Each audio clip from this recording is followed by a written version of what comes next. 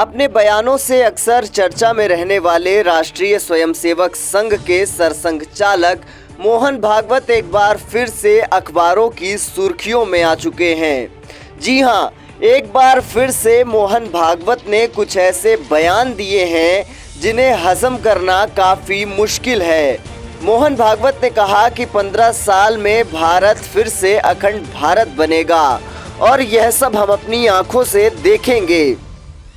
भागवत ने कहा कि वैसे तो संतों और ज्योतिषियों के अनुसार 20 से 25 साल में भारत फिर से अखंड भारत होगा, लेकिन यदि हम सभी मिलकर इस कार्य को गति देंगे तो 10 से 15 साल के भीतर ही भारत अखंड बन जाएगा।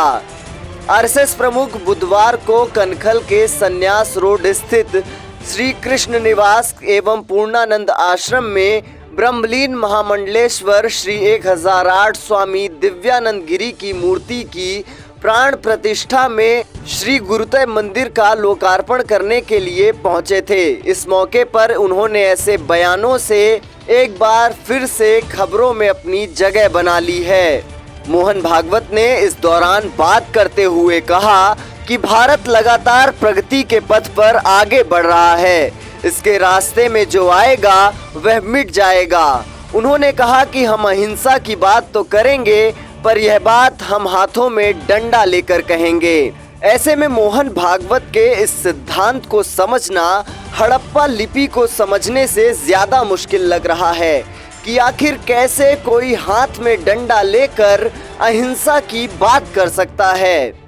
मोहन भागवत ने आगे अपनी बात को रखते हुए कहा कि हमारे मन में कोई द्वेष, कोई शत्रुता का भाव नहीं है, लेकिन दुनिया शक्ति को ही मानती है, तो हम क्या करें।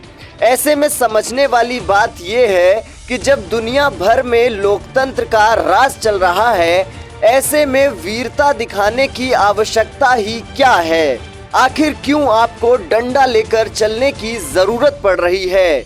क्या इस देश में कानून व्यवस्था जीवित नहीं रह गई है कि आम लोगों को डंडा लेकर चलने की जरूरत पड़ रही है, या फिर ये आम लोग है ही नहीं?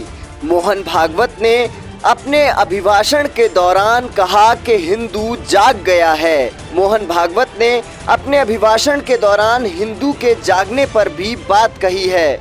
भागवत ने कहा कि जो तथाकथित लोग सनातन धर्म का विरोध करते हैं, उनका भी उसमें सहयोग है। यदि वे विरोध नहीं करते तो हिंदू नहीं जागता।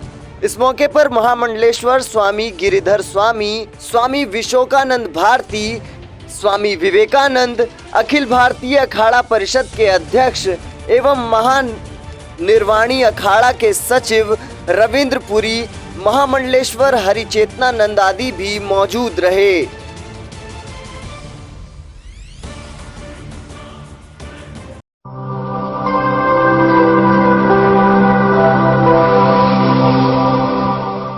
जन ज्वार, जनता की मीडिया।